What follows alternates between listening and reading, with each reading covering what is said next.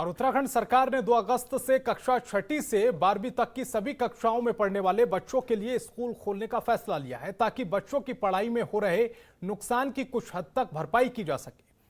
आपको बता दें कि कोरोना संक्रमण के चलते पिछले साल से स्कूल बंद हैं, जिसके चलते छात्रों की पढ़ाई का बहुत नुकसान हुआ है। वहीं अब कोरोना संक्रमण के मामलों में कमी आने के बाद स्कूल खोलने का फैसला लिया गया है, जिसके लिए स्कूल प्रबंधन ने तैयारी पूरी कर ली है।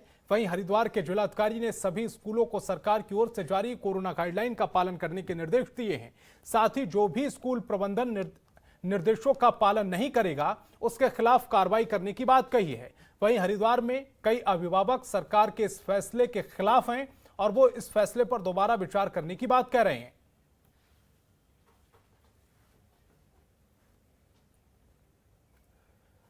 और संजय पुंडीर हमारे संवाददाता लगातार फोनलाइन पर बने हुए हैं। संजय, जो सरकार का फैसला है और जो कुछ अभिभावकों में असंतोष की स्थिति पैदा हो गई है, इन दोनों ही परिस्थितियों को आप किस तरह से देख रहे हैं? क्योंकि कोरोना के केसेस लगातार बढ़ने लगे हैं और कोरोना की तीसरी लहर की आशंका भी जताई जा रही है।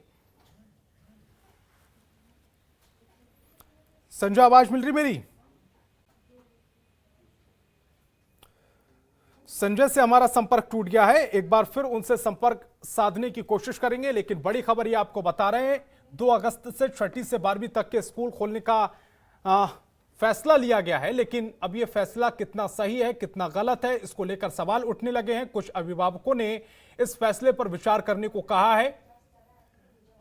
देखना यह होगा कि अभिभावकों का जो असंतोष नजर आने लगा है, उसको देखते हुए क्या सरकार अपने फैसले पर पुनर्विचार करेगी, क्या दोबारा से विचार करेगी? हालांकि कोरोना की तीसरी लहर को देखते हुए यह फैसले पर सवाल उठने लाजमी है, क्योंकि केरल और दूसरे राज्यों में लगातार कोरोना के केसेस मिल रहे हैं और ऐसी संभावना जताई जा रही है कि सितंबर के पहले हफ्ते से कोरोना की तीसरी लहर शुरू हो जाएगी। संजय, हमारे संवाददाता एक बार फिर से फोन लाइन पर जुड़ गए हैं। संजय, जो फैसला लिया गया है सरकार की तरफ से 2 अगस्त से 6ठी से 12वीं तक के स्कूल खोलने का जो फैसला है, उसके खिलाफ अब कई अभिभावकों ने मोर्चा खोल दिया है। उन्होंने सरकार से दोबारा से इस फैसले पर विचार करने की मांग की है।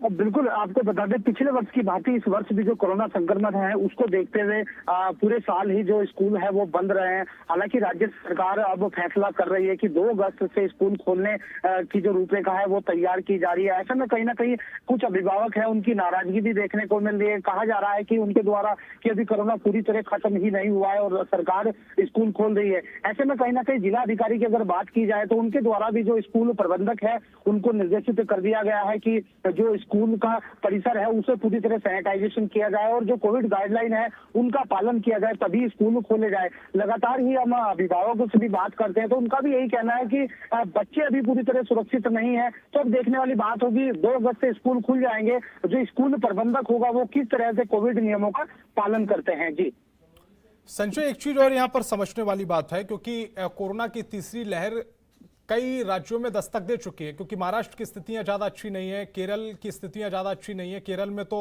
शनिवार रविवार का पूर्ण लॉकडाउन लगाना पड़ रहा है।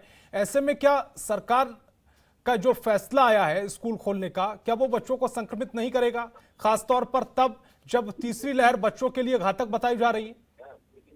बिल्कुल, एक्सपर्ट की माने तो अभी तीसरी लहर आना बाकी है। ऐसे में जो अभिभावक है वो अपनी नाराजगी भी दिखा रहे हैं। तो कहीं ना कहीं जिस तरह से राज्य सरकार का ये फैसला है, इससे जो जनता है, अभिभावक है, वो नाराज दिखाई दे रहे हैं। जिस तरह से कोविड के चलते कोरोना का जो कर्फ्यू है वो भी बढ़ा दिया गया है। ऐसे में जो अभिभावक है वो नाराज है। अब देखने वाली बात होगी क्या बच्चे स्कूल जा पाएंगे और अभिभावक जो है वो लगातार ही बच्चों को स्कूल भेजेंगे, ये आने वाला वक्त ही बताएगा। लेकिन 2 अगस्त से जिस तरह से स्कूल प्रबंधक अपनी तैयारी में लगे हैं, उन्हें भी साफ निर्देशित किया है, जिला अधिकारी द्वारा कहा गया है कोई भी किसी तरह का उल्लंघन करता है, नियमों का पालन नहीं करता है, तो उनके खिलाफ भी पूरी तरह कार्यवाही की जाएगी। जी संजय, इस तमाम जानकारी के लिए आपका बहुत बहुत शुक्रिया। खबरों के निष्पक्ष विश्लेषण के लिए सब्सक्राइब करें Jantantra TV and press the bell icon. Never miss any update.